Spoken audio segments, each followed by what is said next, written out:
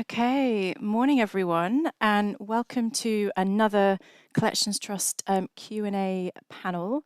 I'm Sarah from Collections Trust, the Outreach Officer, and today I'm doing a panel in collaboration with the Social History Curators Group, some of whom we've got some members of on our lovely panel today. So we're joined by a great panel who are going to introduce themselves momentarily. There's just a few things that I want to say first of all. So we're not planning, obviously, to have any technical issues today, but just in case, if the stream goes down or anything like that, if you keep an eye on our Twitter account, which is @CollectionTrust, which hopefully you saw on that holding slide just now, we will let you know if we're coming back or if we're rescheduling. But as I say, fingers crossed that won't happen. It hasn't happened so far. This is our third panel that we're running, so hopefully it'll go as smoothly as our others. As always, you will be able to catch up with the video afterwards, so the video will get posted to our YouTube channel and the subtitles will get edited as well and improved as we sort of go on, because they're not 100% accurate, so we will go through them at some point. So I will be hosting, or rather co-hosting today, so I'll be monitoring the Collections Trust Twitter, and Rebecca, who is below me, is our co-host from the Social History Curators Group, and Rebecca is going to sort of top and tail the session today, so she's going to do a bit of an introduction to tell you a little bit about the group, and then she's also going to monitor their Twitter feed, which is at SHCG1, I believe, the Twitter feed. You can correct me if I've got that wrong, Rebecca. And she's also hopefully going to let us know if there's any interesting comments on that Twitter feed, and also a bit of a summary at the end. So no pressure, Rebecca. Going to give us some final thoughts at the end of the session. So I'm going to hand over just really briefly to Rebecca, who's going to introduce herself and, as I say, a little bit more about the group that we're working with today. Then we'll come back to me and we'll hear from the rest of the panel. We'll do some more introductions. So thank you very much, Rebecca. Got to press the mute button about 5 times. Thank you. So I'm Rebecca. Sort of by day, I'm the collections officer at North Lincolnshire Museum Service, but I'm also one of the seminar organisers for SHCG. And we are a subject specialist network who advocate for social history in museums. And we offer lots of different CPD opportunities to our members, including running seminars and an annual conference. And so for the 25th of March, we had a seminar planned on the theme of rationalisation and disposal, but at the Black Country Living Museum. But we decided to postpone that before we were forced to cancel it. And then shortly after, this opportunity arose to do a sort of digital Q&A session with the Collections Trust using our speakers as the panel, which I think is a great opportunity. We get to hear from them. And so it's a great way to sort of keep in contact and still be producing content for our members in lockdown. So welcome everybody. And I know, like, certainly I've had a bit more time maybe to think about collections management during this lockdown period. There's been a lot of other challenges, but also have a little bit of an opportunity to step back and think about our rationalisation policies and our collection management policies. So hopefully this is useful for everybody else, as it will be for me. And I'll be watching from the sidelines, ready to sum up at the end, noting down any like key points and arguments and that kind of thing. And I'll also, like Sarah said, be monitoring our Twitter. So if anyone has any additional questions, we can see if we've got time for them, or any comments or contributions to the discussion. Thank you. Great, thank you very much. So now we'll do some brief intros from the panel themselves.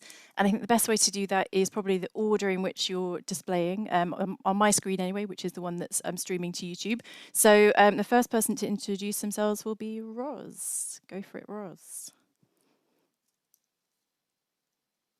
Sorry, I thought I was going to be last because of where I am on my screen. Oh, My name is Roz Sklar. I've been working in the museum sector for about 14 years. During that time, I've worked in local authority museums, national museums, independent museums, and I have experienced rationalisation, review and disposal projects to a greater or lesser extent in all of those institutions. But most significantly at the Shakespeare Birthplace Trust, where we carried out our Effective Collections project beginning in 2010 and ongoing. Really, it never really came to a proper end. And that in that project, we reviewed over 1,000 objects and disposed of hundreds of objects through transfer, gift, sale, and destruction. Great, thanks, Roz. And I think one of our questions today was about the various different methods of disposal. So I think we'll be coming to you for that one. That sounds interesting. Next on my screen, next to Roz, is Jennie. Okay, so so my name's Jennie Morgan. I'm really pleased to be here this morning. I'm a lecturer in heritage at the University of Stirling, and I was really thrilled to be invited to the original workshop and now the panel today. Really due to my research on the curating profusion theme of the Heritage Futures project, which has been quite a large project funded by the Arts and Humanities Research Council. And along with my colleagues Sharon MacDonald and Harold Fredheim, who worked on the project while at the University of York, we've been looking at how people both in museums, and particularly museums with social history objects and collections, and also people in households make decisions about what and what not to keep for the future. Great, thanks, Jennie. And the next person, because we've heard from Rebecca, would be Helen.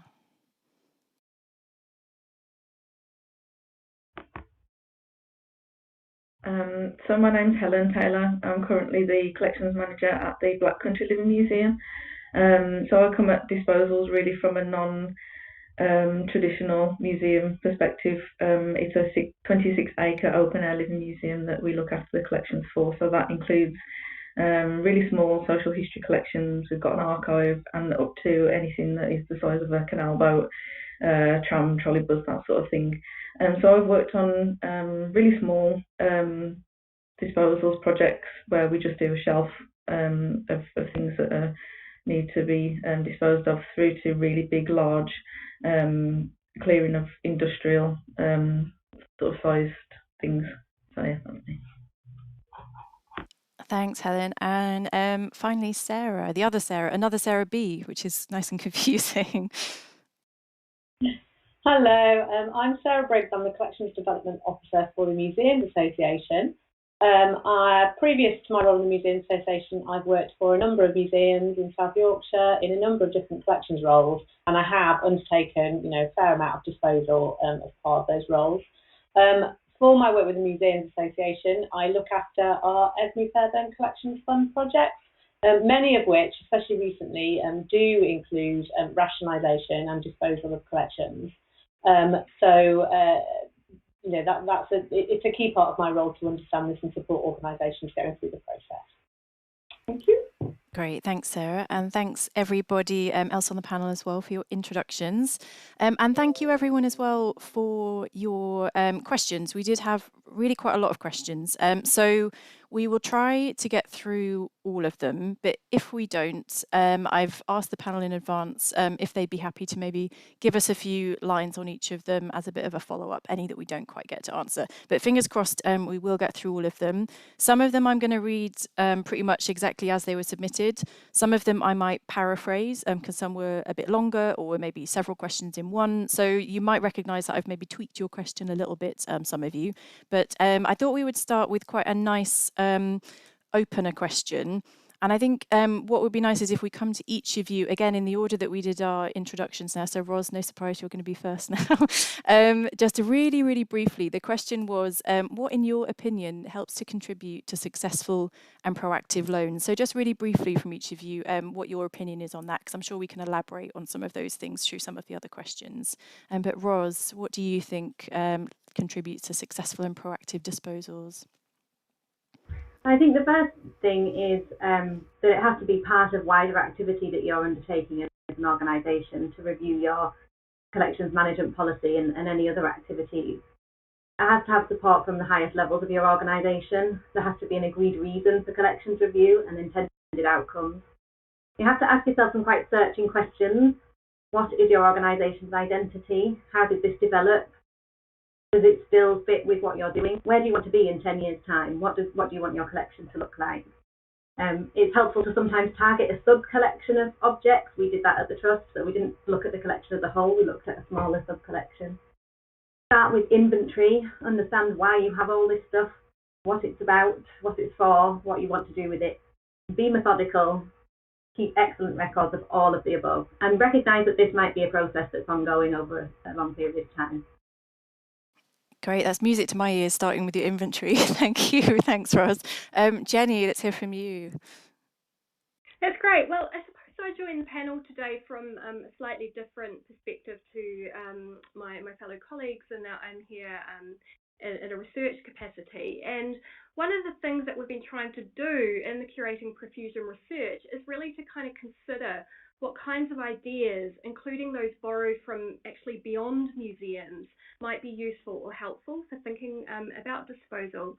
And so one way we did this during our project was by running an event, and we actually brought together a professional declutterer, so a person who goes into people's homes and declutters and organises, Dr. Zamira Moffat, with museum professionals to discuss some of her top tips or her strategies for decluttering people's homes. There's a short blog that we wrote about that. It's actually on the Collections Trust website if anyone's interested, where we talk about the kinds of strategies that participants identified as being really helpful. But just to give you one very brief example and a flavour of the event, participants at our workshop felt that building in much more regular periodic review and disposal into core collections workflow could potentially be really helpful. Or to use them, the declutterer's words, the idea that clutter clearing is best done regularly, little and often. Great, thanks, Jennie. And Helen, what are your thoughts on successful disposal projects? I think Ros and Jennie touched on some really important things there about having regular, making it part of a regular routine. And in my view, it's as important as collecting and reviewing your collection policy. You should be doing the same with disposals. I think the main thing for me is having a support network with disposals. So having the whole of your museum on side, understanding why we're doing disposals, from your immediate team, support with your volunteers, but even up to higher levels, making sure senior management are understanding why you're doing what you're doing, and the board as well. Having a really supportive board when you're doing disposals really helps, because they're the people that you're presenting your papers to that ultimately have the say, and you want them to understand why you're doing what you're doing. So yeah, I think that's the main thing for me. Great, thanks, Helen. I can see lots, including me, doing some nodding along to all of these responses. Great, thank you. Sarah. Hi there. Yeah, it's a really good question, and everybody's covered a lot of the really key points. What I suppose I'd like to add to this is when we did the research at the Museums Association for the Empowering Collections report, we did ask people about disposals and what the barriers they felt to disposals were. And the biggest thing that came across was a confidence in the sector, really. So I suppose what I'd like to say is to remember that as the collections professionals, you are the experts on this. You are supported by the museum sector to undertake disposals. It's a really important and critical part of good collections care. To keep reviewing your collections, and as everyone said, little and often is a really good approach. So yeah, just to know that you're supported and that you should have the confidence in your own abilities that you can make the right decisions. And a great way to think about this is to be as transparent as you can, and we'll touch upon this a bit later, I think, and talk to your audiences and bring them along on the journey with you. Yeah, really great point. And Sarah, as you say, that links into at least one of our other questions as well that we'll hopefully get to. So something I wanted to quickly mention before we get to our next question as well, you just reminded me, Sarah, talking about the sort of support and guidance that's available. We will probably, our panellists, myself, might mention certain resources as we go, like the Museums Association Disposals Toolkit, like the blog that Jennie mentioned, and maybe some other things. And a lot of them will be on the Collections Trust website. So there is a section on there, particularly in the accreditation resources and the spectrum related resources, all about this topic as well. So don't forget to check out the website for those resources as well. Great, thank you everybody. So our next question was about policy, and I thought this was another one to have, a good one to have at the start, because everything should really be based on policy in an ideal world. That would be the case. So the question was, do you feel that an acquisition policy should hold equal weight to a disposal and rationalisation policy? So I thought we could maybe come to you first of all, Sarah, and then maybe see if anyone else has got any thoughts on that. Yes, it's a really good question. I would say, I mean, your acquisition and your disposals policy should be part of a wider collections development policy, and as such, they should really have equal measure within that. Both your acquisitions and your disposals are very much dependent on your organisational goals, and they should all be tied in with your organisational sort of strategy and long-term plans. And they should work together to enable you to keep your collections relevant to your audiences and your organisational needs. So yeah, I would just say equal measure, very much. Great, thanks, Sarah. Did anyone else from the panel just indicate whether you wanted to come in on that question? No, so you gave such a good answer, Sarah. Thank you. Okay, so our next question was a longish question, possibly even several questions in one. So I'm not going to paraphrase this too much because I want to make sure I get the spirit of it. And this is one that we're going to come to you first of all, Jennie, and then perhaps open up again if anyone's got anything that they'd like to add. So the question is, many museums are storing items that they purchased in the days of plenty to furnish branch galleries that they no longer run. Sometimes these branch galleries are still being managed as heritage attractions, perhaps run by volunteers or other organisations. Do you think it shows a failure to imagine a brighter future with the branch galleries back in service when the museums attempt disposal of these now homeless collections? How far ahead should we be looking when we imagine a collection being useful once again? Perhaps it's important to retain a bulky collection to make a political point, to use the collection to say, look how much less space we have? Or is a brighter future just one without so much lumber weighing us down? There's a lot to unpack there potentially, but Jennie, over to you for your thoughts on that one. I will give it my best shot. I think it's a really interesting set of questions, so I'm really pleased to be able to give a brief response to it. And I think I'll leave the specific query about the revitalisation of branch galleries perhaps to my panellists, who I think are probably better placed to answer that very specific query, but instead maybe just provide a general comment and response on what I think collectively this set of really interesting questions speaks to. And I think what they do is that they highlight some of the reasons why making disposal decisions might sometimes be experienced as being quite difficult or potentially even considered as a bit too complex to actually do. Particularly this idea of holding on to collections just in case they might become useful in the future. But of course, having no real way of knowing when and if this moment of future use will actually arrive. And in the profusion research I've been doing with my colleagues, we certainly found that this uncertainty can make people quite reluctant at times to undertake disposal. So the question suggests that one way to help could be to set specific timeframes for considering usefulness. And I think this again is really, really thought-provoking and certainly emerged in our profusion research, where some museum professionals told us that they certainly see scope to think much more specifically in much more concrete ways about the future and timeframes for keeping and collections development.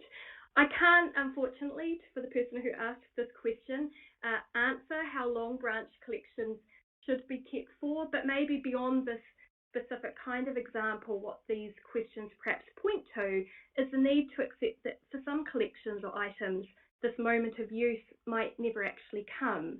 And accepting this possibility perhaps might help us feel a little bit better about letting go in very sort of careful cases. In terms of whether bulky collections, just for the final part of the question, should be held on to or whether we should trim them down, I guess the point I'd like to say here is that these collections are not problematic in and of themselves. One way of looking at these would be to see them as really plentiful, bountiful resources or archives of the future.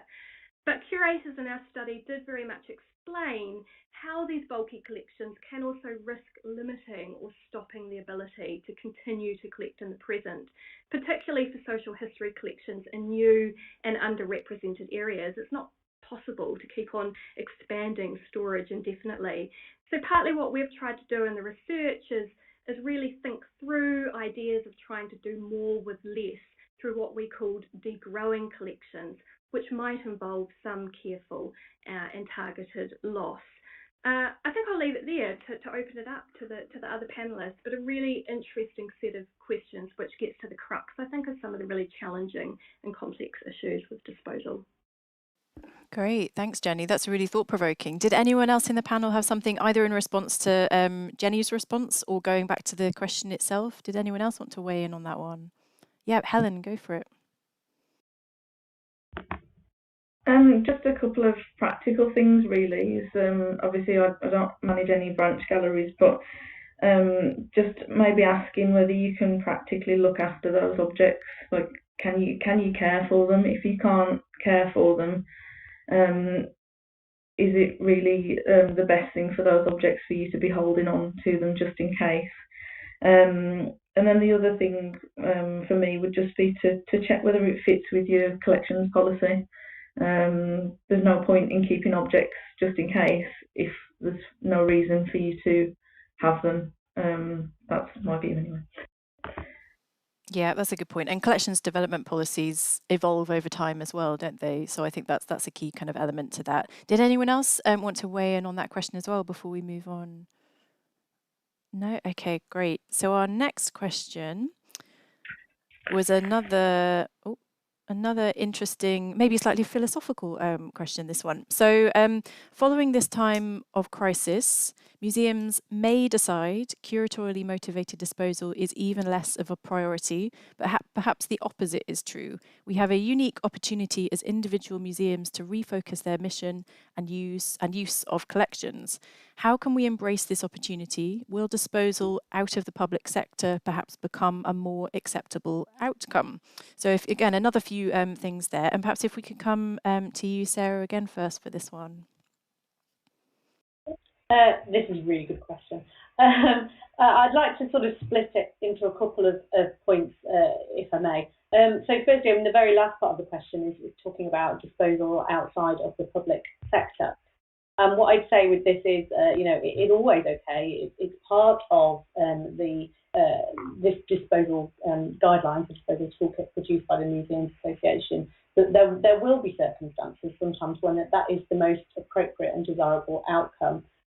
It's certainly preferable from an environmental point of view to just disposing of in terms of throwing away of collections to do that, and you may find that you've reached the end of the road in terms of finding a home within the public domain, in which case it is appropriate and you are supported with this as detailed guidance in the disposal toolkit, which I won't go through now because you can all look at that later. But secondly, I think the really interesting idea is thinking about what the current situation will mean for disposals, and I think it is really a time of reflection for the sector. Whether you're furloughed or not, I think we're all thinking a bit more about how we might be working differently when we're back at work. So maybe this is a situation is an opportunity to make changes that you've been thinking of. So maybe refocusing your engagement and bringing disposals into that process. So yeah, I think it's going to be a good time to think about how we do disposals and how we undertake disposals and what outcomes we are happy with. Great, thanks, Sarah. Oh, Jennie with her hand straight away, and then Ros. Yep, Jennie, if we come to you first, and then maybe hear from Ros as well. Thanks. Oh, thank you. I'll keep it brief. I really love this question too. I agree. Really thought-provoking. And I suspect that I agree with the question. That I suspect that this kind of redressing and refocusing the purpose and function of collections is really going to be kind of come out of one of the aftermath of this crisis. And disposal very much does hold potential to help with this, because as most of you who are involved in disposal do, that while it's primarily about letting go of items, it of course requires thinking very carefully and closely about what you're keeping and why you're keeping. And so the question really sort of challenged us to think about how we might embrace this opportunity. And I interpreted that maybe to put it a little bit differently, to think about what support might be needed to kind of build confidence around curatorially motivated disposal. And this issue of confidence, I think it's already been raised today. And again, going back to some of the research that we've done, I'd argue that maybe some of the uncertainties and the confidence building around doing disposal does not necessarily suggest a need for ever more detailed procedural guidance. I think there's a whole host of really excellent guidance out there produced by the organisations in the panel today. But perhaps some new and even creative ways of thinking about disposal and the future of collections. And so one of the things I'm quite interested in is thinking around how disposal might hold potential to think quite differently about this idea of collections growth. So a shift away from seeing collections growth as acquiring more and more things to the building of much closer and richer relationships between museums and people, and how this might be facilitated by, say, letting go of redundant objects and releasing these into new and more diverse contexts of meaning and use and significance. And certainly more creative methods for disposal, I think, has a really powerful and important role to play in this. So, I'm sure it will come up further, but for example, disposing through giving to charities to put back into new contexts of use. I've spoken to people who have thought about whether there's potential for more creative and even artistic use, say, of objects that are damaged, and maybe breaking these down into their kind of broken component parts and being put, recirculated, upcycled, if you like, into creative projects. I haven't seen examples of that happening in practice yet, but I think there is scope to certainly experiment with these new and creative ways of thinking. Great, thanks, Jennie. Roz, you wanted to come in as well. Yeah, I would just say in response to this question, and just to add to what Sarah and Jennie have already said, that perhaps this is the time to challenge our philosophy about what museums are, and whether actually a museum is the holy grail for every object that ever exists forever. So the best place for anything to end up is in a museum, and that's the best thing for it.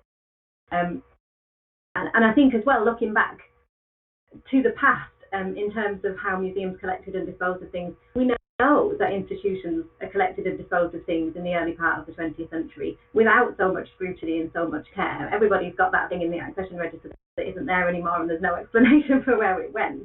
So maybe we've cut ourselves into a corner that we actually need to start coming back out of in all of the ways that Jennie and Sarah were talking about. Great, thanks everyone. And our next question actually leads on fairly nicely. It's about methods of disposal. So Jennie, you started talking about this conversation in your response about methods of disposal. So for this question, we'll come to Helen first of all. And again, it's one that is a relatively long one. I'll read it out almost verbatim. It's another slight two-parter, so I might read the whole thing out, but we can maybe tackle the first bit and then tackle the second element of it. So the question is, as part of my museum's ongoing commitment to collections rationalisation, I've managed to tackle several disposal projects in the last few years, through which I've managed successfully to rehome all of the objects. So first of all, congratulations to whoever this is. I'm working on one at the moment where I suspect I will be left with a number of objects that nobody wants, having followed all of the MA Disposal Toolkit methods of disposal guidance. I'm interested to know what others have done in this position. For example, have they ended up donating objects to charity shops or simply thrown things away? That feels wrong.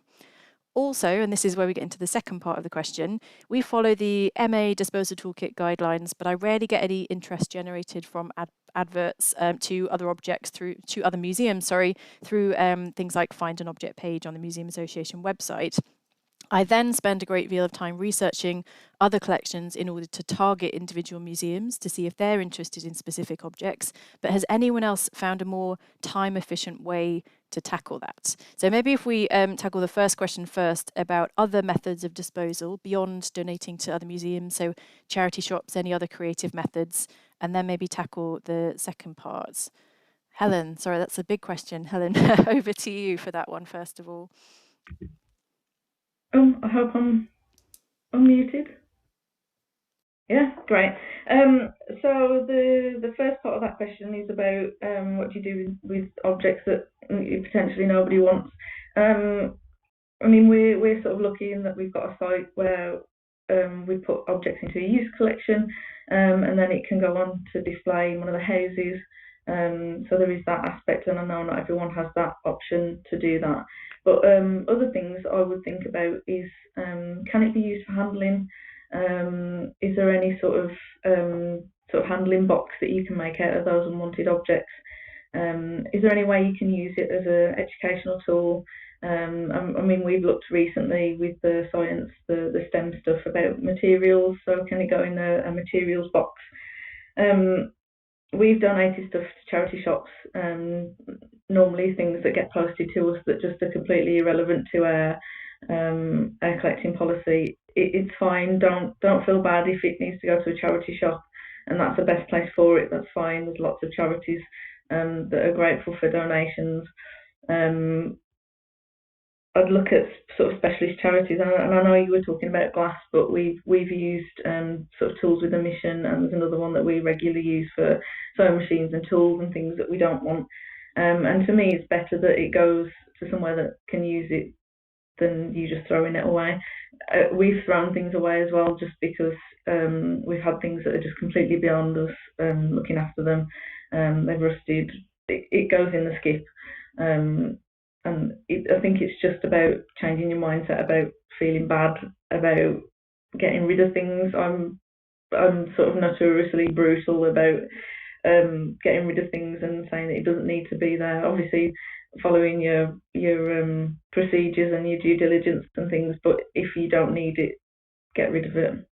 To answer the second part about the time-consuming bit about when no one wants it, I would have a look at using networks.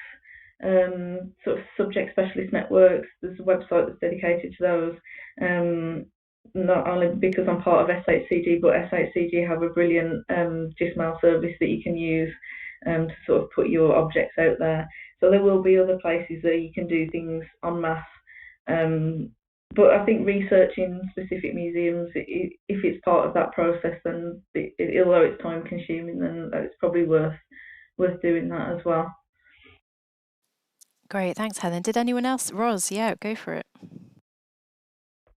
Yeah, I mean, Helen gave a really thorough answer there. The only thing I would add is we sort of went through a checklist. So find an object is the place to start, and you make contact with lots of accredited museums through there. You also sometimes make contact with non-accredited museums, so that can be your second choice.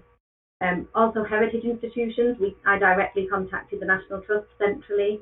And some of their properties are accredited collections and some of them aren't. So if you do that centrally, then they can contact all of their curators at the same time. And we got a lot of response, especially for sort of 19th century social history items. Think about returning it to the donor. If you can make contact, that is an option, and I'll talk about that more. There's another question later. Community organisations as well might be interested. And also, you know, obviously we got to the point where we went through a large auction sale as well. And no, there isn't an easy way to people. It's hard. But I like your idea of a checklist. I think that's really important, just to keep you on track, and also so you don't duplicate work. If you've got several people working on that, everyone knows sort of where you've got to. I think that's a good point. Jennie was waving her hand. Jennie wants to come in. Go for it, Jennie. Yeah, I don't want to reiterate too much what Helen and Ros said. There's been brilliant responses, but I just did want to pick up, I suppose, on what they both mentioned and what the question draws attention to, which is that, you know, doing disposal and making these decisions can involve this kind of emotional labour. You know, decisions can be difficult, they can be stressful. And I guess what I want to say to people making these decisions, and what the question draws attention to, is actually some of these kind of uncomfortable sentiments can actually come from this really admirable desire of trying to kind of ensure these ongoing, useful or significant lives for collections or items when they leave museums. And that's why consigning things to the bin or the skip, you know, which effectively kind of categorises them as being rubbish or having no sort of lasting use or significance, which in some objects, you know, they just simply won't. But that is why it can come to feel, not surprisingly, as being a bit difficult or even, you know, wrong, I think is the question put it. So I just want to say to everybody, I think that this needs to be talked about more, actually, because I suspect that these difficult emotions can be a deterrent to doing disposal. So I think, you know, recognising these and recognising that despite really helpful systems and procedures, this is still complex, there still can be uncomfortable sentiments involved, and really just, I think it could be helpful to kind of recognise this a bit more. So thanks for the question. Great, thank you, Jenny. So we'll move on again. Ros, you mentioned donors in your previous response. We had a couple of questions related to donors, varying different aspects. But the first one, and if I can come to you first again for this one, was did you, so drawing on your various different experiences, did you contact donors during the disposal process? How did you decide whether or not to contact donors? For example, was it based on how long ago the donation was made, or what was your policy on that? Yeah, so we did, and I'm talking specifically about the Effective Collections Esme Fairbairn funded disposal project that I did with the Shakespeare Birthplace Trust. We drew up a policy in response to wondering whether we should contact donors or not. So we drew up a policy that became attached to our disposal policy that stated that if it was donated within the last 15 years, or if we had contact with the donor within the last 5 years, then we would contact the donor and offer to give that object back. And to do that, we sent out letters recorded delivery, so we knew whether they'd been received. And they came back to us if the person was no longer at that address. So that was a really good way of keeping that record that we tried to make that contact and failed or succeeded. And we did succeed sometimes and we failed at other times. Great, thanks, Ros. Did anyone else want to come in on that? There are other questions, as I say, related to donors, I think, as well. Yes, there are untraceable donors. There's a question coming up about that later. Did anyone have any more thoughts on contacting and communicating with donors during the process? No, great. Thanks, Ros. So the next two questions are sort of parts 1 and 2. They were from different. I think they were actually from the same person, but they were submitted as separate questions. So we'll come to Sarah for these. So I'll perhaps read them both out, Sarah, and then you can choose to tackle them in whichever order you choose. So the first one is how do you use social media during the disposal process? Were you transparent with the public about the items you were disposing of? And did you use social media to explain any of the decisions you made? And the second question is, did you send out public calls for information about objects that you couldn't identify and needed more information on? If so, what channels did you use? So I guess the question here is really about communication of the process. So Sarah, we'll come to you for that. Yes. I think in terms of transparency, I think good communication is really important. And if you are already communicating effectively with your audiences through things like social media on other matters about your collection, then you should also be communicating about disposals. Often, just as a side note here, I think that the word disposal isn't terribly helpful to us in our communications with the public. We know what it means in the sector, and it's very much a sector term. It's part of all the guidance produced by the Collectors Trust and the Museum Association. So the term is probably not going anywhere within the sector. But in terms of communicating the message, I think there are much better ways of talking about it. I think words like rehoming might be a little bit more beneficial to thinking about how it's thought about. But don't underestimate the public, because I think they're more than capable of understanding that we can't keep everything forever and continue to collect forever. And so it really is about keeping those communications open and being really honest about what's going on with that. And for the second part of the question, what I'd say is it's about public calls, isn't it, really? Through the Esme Fairbairn Collections Fund, we have funded quite a few disposal projects, and they have engaged the public sector in various different ways, and there's lots of different channels out there. I think about your subject specialist networks. It's been mentioned already. The Social History Curators Group is a great example of this, a really active one. But there's subject specialist networks everywhere who will be able to help you and provide you information that you might need. Also, talk to your source community. If you're talking about world culture collections, and I think increasingly this is going to come up as an issue. So you need to involve the source communities here. Also, things like special interest groups. What I'd say with this is it's okay that we don't know everything, but what our job is to find out. So use all the resources you can possibly use to do that. And there's loads of tools out there to help us with these. So yeah, use them all.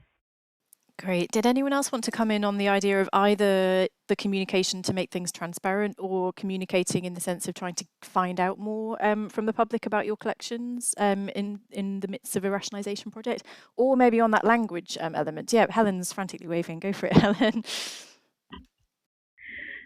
Just on the second part, really, about whether we did a public call out for things that we didn't know about.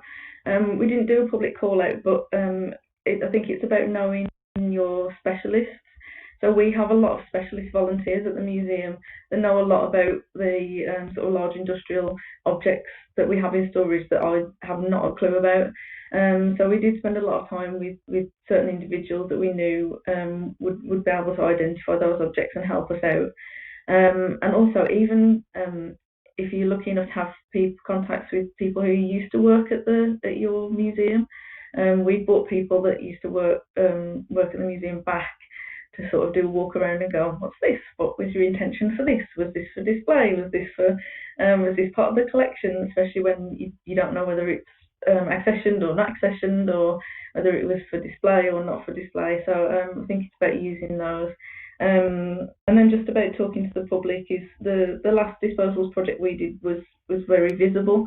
It was moving a lot of industrial objects. We've got large moving equipment, we've got skips and things to put the rusty metal objects in.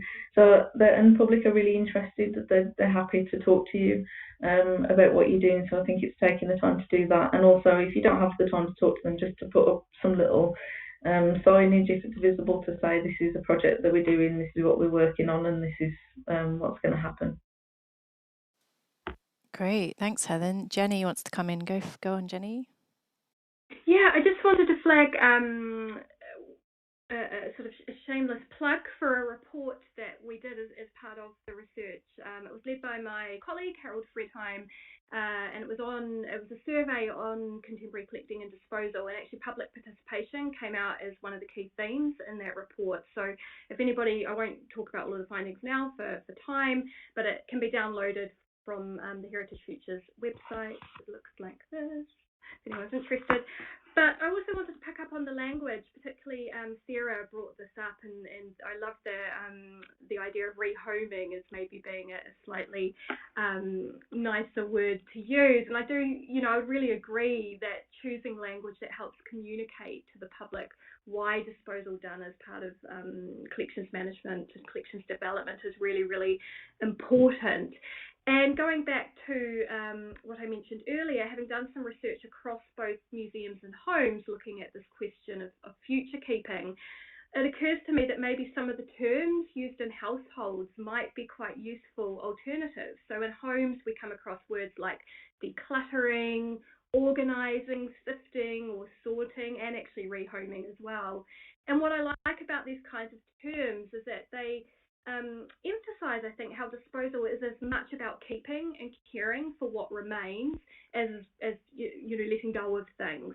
And so I think that what these kinds of words do is that they draw attention to this very careful and considered process of selection. I suppose museum equivalents would be things like refining collections, or maybe review and rationalisation, although I know that they also have particular nuance and particular frameworks and guidelines. But I guess I'm just posing the idea, maybe we could borrow and push these kinds of household terminology even more. So that's just what I wanted to add.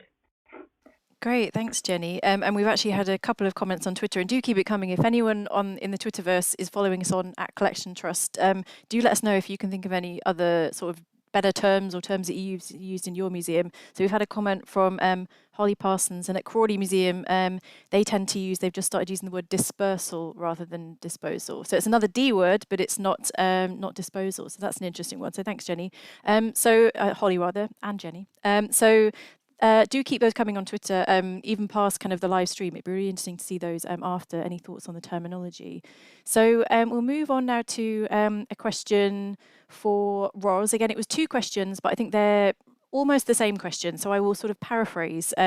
So really the question was around wanting to dispose of objects. So you've gone through maybe a collections review, you've identified things that don't fit your collections development policy, but the ownership isn't 100% clear, or maybe you know it's a loan, but it's been decades and you can't trace the lender. So I guess the question is really about due diligence in terms of those sort of ownership questions when you're looking at potentially disposing of something. So Ros, what are your kind of thoughts on that? Maybe how much due diligence to do, where do you draw the line, risk management, that sort of thing?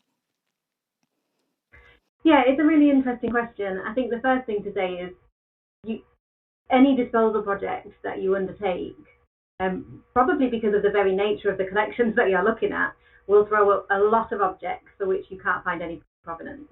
You don't know how they ended up in the museum, you don't know how long they've been there, you sometimes don't even know what they are. If you put those to one side and decide, well, we can't get rid of those because we don't know who owns them, then the upshot of that is you'll end up with a collection that's half stuff you want and then half stuff that you just felt you couldn't get rid of, so it takes up several bays of shelving just because you don't know who it belongs to. You can't get into a situation like that. You can't get into a situation where you only get rid of the stuff that you know who has the title ownership of. There are several things that you can do, and I think the most important is that you're transparent with this process, that you see advice both from organisations in the sector that are able to do that, like the Museums Association, like Collections Trust, like subject specialist networks and other networks.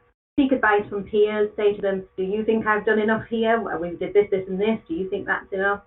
There's also a case for seeking legal advice in some areas, and we had to do that at the Trust when we came across what was a disputed loan. So the organisation initially thought that it was a donation. The donor said it was a loan.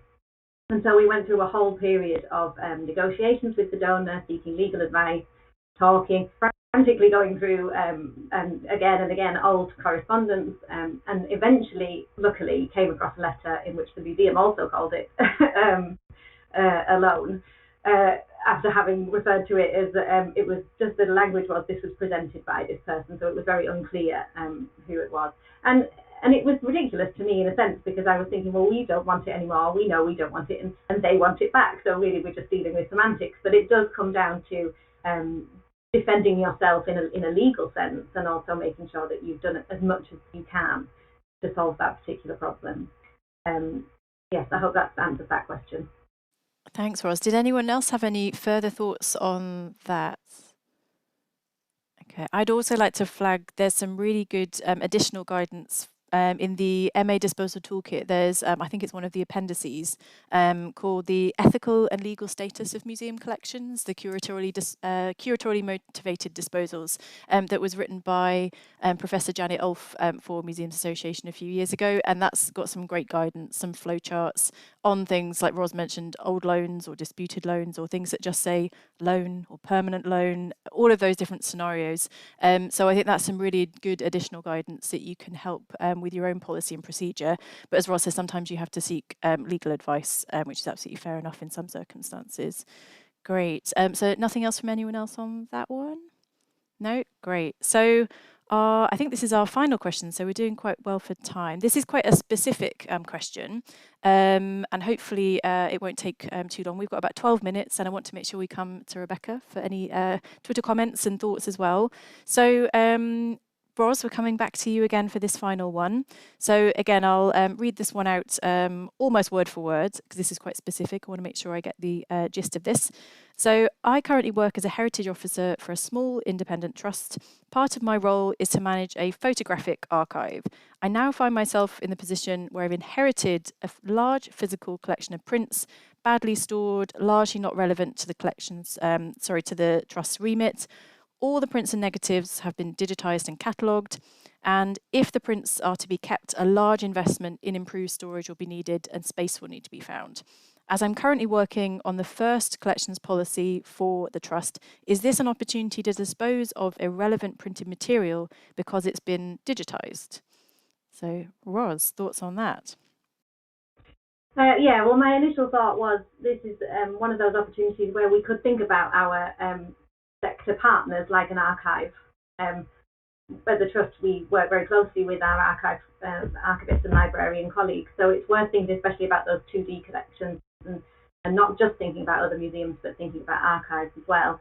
The original question didn't suggest that they were thinking that a digitised collection could stand in for an actual collection. But of course, we have to be clear about just because you photographed it really well doesn't mean that you can necessarily get rid of the original thing. But the most important point here, I think, is that lack of space and lack of appropriate storage space and the pressures of space on the rest of your collection is a really important factor to consider when we're talking about disposals, and will motivate disposals from museums. And this is a situation that museums up and down the country must be finding themselves in. We can't keep continuing to grow, so storage space will be a perfectly justifiable reason to look at rationalisation and review and possibly disposal. Great, thanks, Ros. Did anyone else have any thoughts on that question, or any just final thoughts from anyone generally before we wrap up with Rebecca? Everyone's got out what they wanted to say on disposals. Brilliant, excellent. We've done really well for time, so thanks everyone for answering really thoroughly, but managing to get through all of the questions. I really appreciate it. So let's come to Rebecca.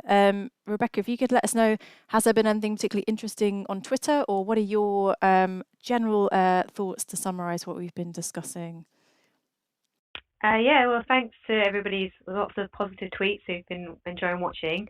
There was, if we've got time for it, there was an additional question. Yeah. Yeah, if it's a brief one, go for it. Yeah. Does anyone have a general? Oh, I've just clicked off it. Disaster. There we go. Does anyone have a general risk assessment for disposals they used and/or project software they can recommend? And in your experiences, how much of the collections rationalised have been destroyed? Anyone want to weigh in on this one? Ros, yeah? Just a software point, we didn't use anything more fancy than an Excel spreadsheet. It was a really big one, but it just helped us keep all of that information in one place. And we had columns to say, have you checked the accession register, have you checked the entry form, etc., and you just click through. And the last column was it disposed of and how. So it was huge, but it's still going, and we refer back to it. The final part was about, what was that last bit? Oh, destruction. Yes, no, very, very small. There was probably less than 20 objects that we disposed of by destruction, and that was because they were part objects, like the leg of a chair, the handle of a rake, and riddled with woodworm. So, yeah, very, very small number. Great, thanks, Ros. And back to Rebecca for any other final thoughts, either from Twitter or from yourself. Well, I personally found it really interesting how much emotion is tied up in the rationalisation process. It's something that people kept coming back to on the panel. The meaning of the word disposal and what impact that has on how people feel about it, and sort of the anxiety and the worry about letting something go that you've been entrusted to care for. So I think that's something really interesting to think about. And when people are worried about disposing of things or doing a rationalisation project, being aware that might throw stuff up about that, and that might be a barrier in the way. But also about how policies and procedures aren't there to restrict you. I think there's a lot of concern that people want to stick by the rules and make sure they tick all the boxes, but really they're there for support and to help you advocate for good rationalisation projects. And if the existing procedures don't necessarily offer you all the support, like this is an example of making something new and new policy for contacting donors, you need to think about where the gaps are and how we can adapt things and how we can make those policies and procedures supportive of effective projects. Great, thanks, Rebecca. And I'm seeing a lot of messages on Twitter, and my colleague Gordon's been sending me comments from the YouTube feed as well. Everyone really agreeing with the term disposal, not necessarily being the most helpful when we're doing communication externally, sort of outside the direct sector. So I think that's a really interesting one. That'd be really interesting, as I say, to follow, keep going on both of the Twitter feeds. It'd be really interesting to hear your thoughts on alternative terminology for disposal. So I just want to wrap up by reminding you that the subtitled video will go up once we sort of finish the live stream. And as I say, the subtitles at first might not be 100% accurate, so bear with us over the next few days while we edit those and just make sure that we make sense, all of us, in the subtitles. Also, keep an eye on the Collections Trust website, so www.collectionstrust.org.uk for future events. So we've got a few other various training events and sort of social coffee time things coming up, but also a few more panels in the works. We're sort of waiting to clarify dates and speakers for those panels, but on a few different topics, including potentially loans in lockdown, that's a sort of working title, and potentially also one about online collections as well. So they're the two that might be coming up shortly in the next sort of couple of months, and fingers crossed if we can organise all of that. And just as well, a final thank you for all of your questions and all of the Twitter comments, and also obviously a thank you to our lovely panel who've answered those questions so well, and as I say, got through all of the questions. I really appreciate your time, and thanks Rebecca as well for summing up at the end really nicely. So that's, I think, all that remains for me to say. So if we all give a little wave, and then I will wrap up. Great. Thanks very much, everybody.